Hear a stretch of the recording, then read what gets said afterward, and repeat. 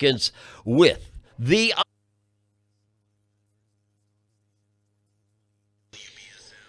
You know, Tim is here in studio. Kasey is here in studio. To say that this man is anything less than incredible would be an understatement. He has touched so many people's lives, given us so much laughter and entertainment. I can't tell you how thrilled I am to invite the Amazing Kreskin to the airwaves here in New Bedford, where just a few years ago, the Amazing Kreskin performed at the Zeiterion Performing Arts Center. And in fact, Celeste and I were up on stage with you. The Amazing Kreskin, good morning. Phil, how are you? Doing well. Thank God, doing really well. Phil, how many years ago was that you were on stage? Was it a year and a half, 2 years ago? Yeah, it was, yes, about that, yes. Oh, my God. You know, time goes so far. I came home in the middle of the night because I had a private appearance here in New Jersey, and then during the day from about 8:40 in the morning until 6 at night, interviews. In fact, I've been interviewed the last 2 days by a number of newspapers in England and London. So, you know, I travel. By the way, I got to tell you this, and I say, have I met Tim and Kasey before? Because you have.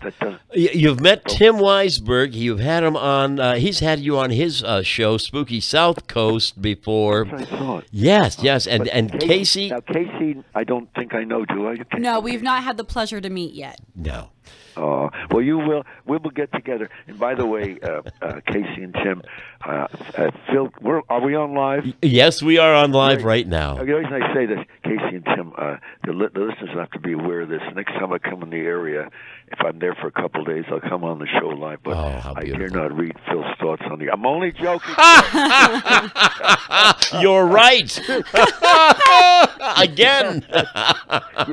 you know, Phil, and you the three of you understand what I'm saying because it has come up to me a number of times in discussions. Can you believe that? And I respect a number of performers for expressing upset about that now appearing at universities, the comedians' humor has to be edited what they can joke about. Can you believe the history of this country? Especially, I think of myself as a little kid in the Second World War, and I remember going to a movie. Of course, there were a lot of great comedians, and Jack Benny was on some canoe or something, and a person at the other end looked like a gypsy. He was made up to look like Adolf Hitler, and of course, Benny was mocking him and everything. That we can't laugh at each other and at things in this day, that's scary. That's absolutely not the American spirit. Absolutely. That's why you are such a treasure, and I mean that. Thank you. Absolutely. That means an awful. I got to tell you, I got to share this with you because do you know? Not last year, but a year ago. A year ago, we didn't count this past year yet.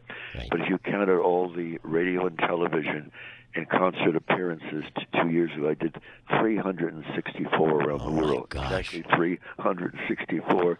So the airline industry announced last year they think I've flown a little over 3.5 million miles. Oh my God. So I'm on the road most of the time. And we got holidays. We got Christmas coming around the corner in New Year's. Isn't it exciting, huh? It is. I love it. And you know what? The number of appearances that you have made just prove the fact that you are so well loved. My philosophy is that you get your energy from the appreciation and the love your audience gives you. Is that right? You know, you said, and I've been asked in some debt because I'm writing another book, my 21st book. Wow. I've almost finished it now because and I, not that I'm a prolific writer, even though it's 20 books in the past, but because I'm traveling.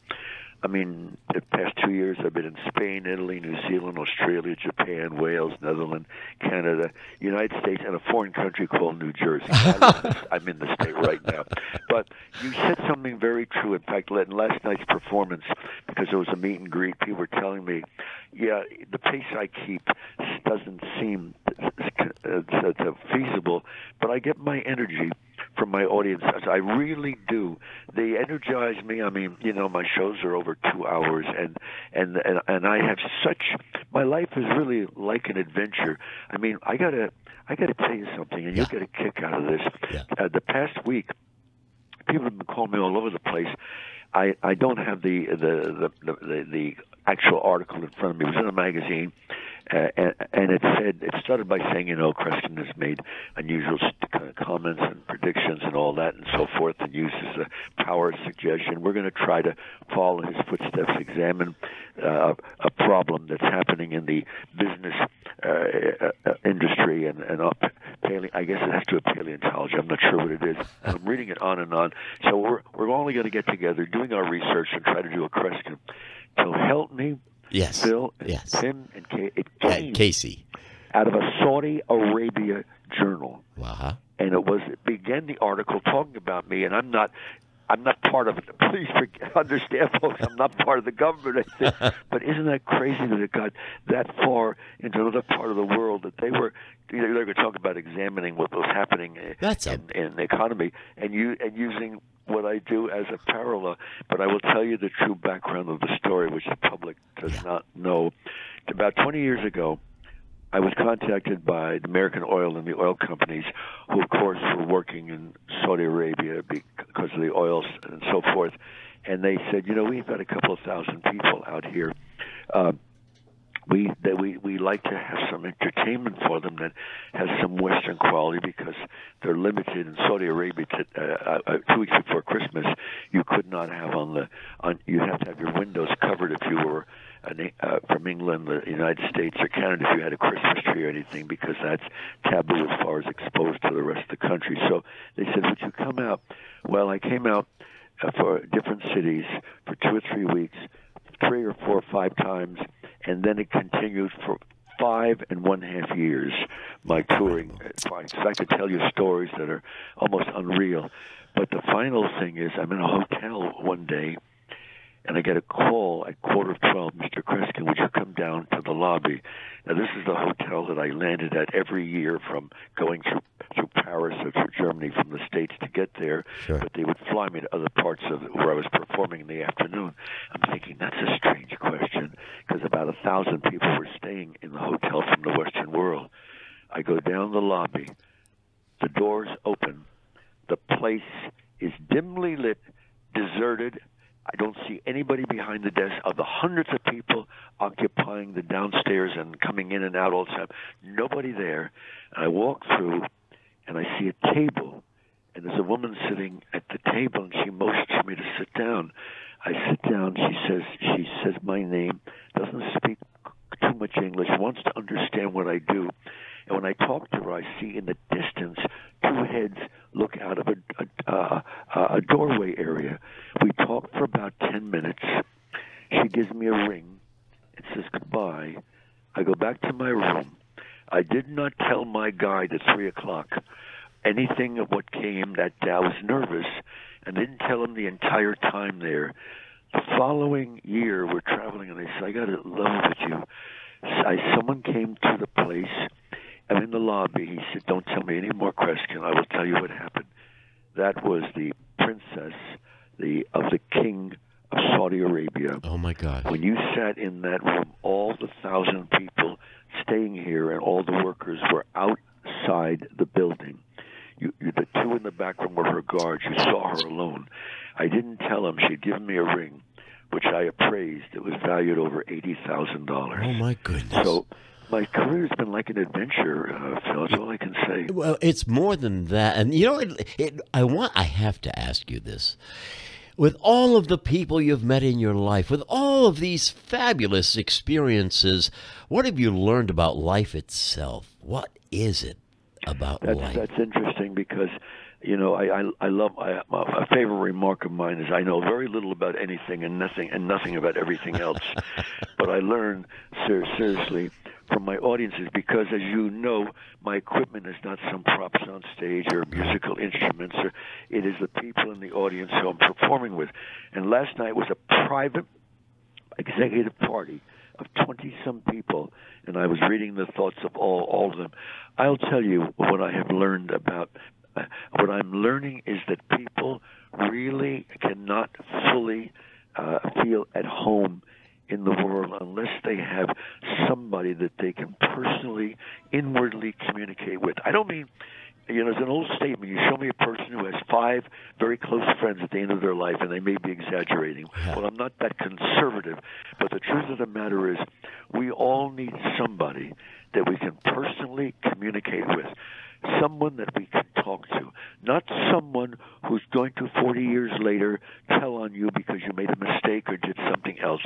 And I don't mean to criticize people for doing it, but it's incredible how people are remembering things 40 years from now, because I predict that our culture is going to change immensely, and we're going to, in about a year, reach the point where we will not know almost anywhere we go if the pen is a recorder, if something on the table is a recorder. And I've talked to people all over the Western world, and there's concern because, Phil and folks, the thing that's breaking down is the communication between each other. One of the greatest gifts we can have is empathy. And that is not understanding how someone feels. It is the ability to feel the way they feel. That is a gift. I absolutely love you. I mean that. How profound and true it is. That's the connector. That's the golden thread that brings us together in this tapestry. Phil, if you and the three of you, how about if either a day or two before New Year's or just after New Year's, maybe you can call me. Let's spend about 20, 25 minutes together. Let's do it.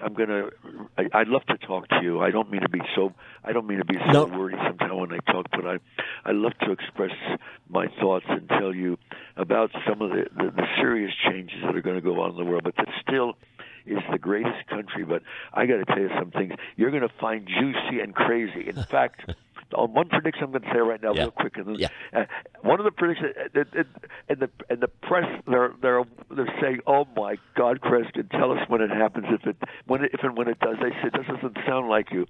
One prediction will deal with some of the theaters in the United States. I don't know which ones. Major theaters that are having plays, musicals, lectures, what have you, and in different parts of the country, not only in large cities, but smaller cities. You're going to see before this year is over, each month 3 or 4 days of nudity. No, I did not say burlesque on the stage.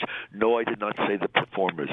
I predict that in a few months you're going to start reading and hearing and advertise of certain theaters that certain nights everyone coming in and sitting in the theater will be nude, and that will be the setting. Not for some security reason, but because this is going to be a device to attract part of our culture. Of course, my comment is, if that's the case, what about the new law that you can, if you got the license, you can go anywhere with a concealed weapon? It's going to be hard to keep one on you, but maybe the audience will feel safer.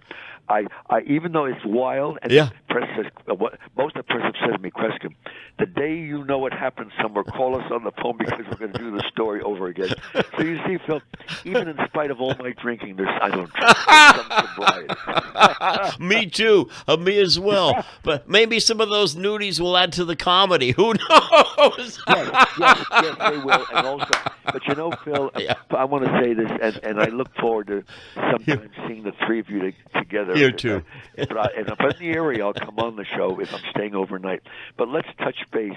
We will in a week or two, because right now the schedule is I hope you understand. I it's do. Crazy. I do. I know they're pulling you right now, saying, "Cut it! You got others." I know.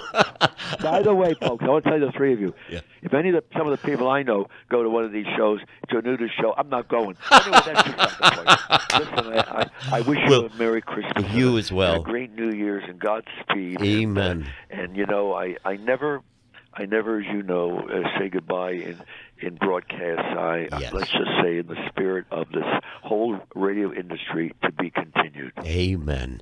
You're in our Christmas blessings, and we'll be in touch. Thank you so much.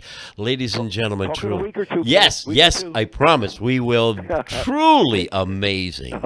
Truly amazing. The Amazing Kreskin, and you can go to his website, of course, the wonderful website. When we come back, I'll give you all the information on how you can get his brand new books and everything else. Thank you. God bless. Godspeed, Phil. You as well. Thanks, folks, to talk to you. I know I talk a lot, but I love to talk to you, folks. Take care now. Bye-bye. So long. I will talk soon. Happy New Year. Happy New Year, folks. Take care.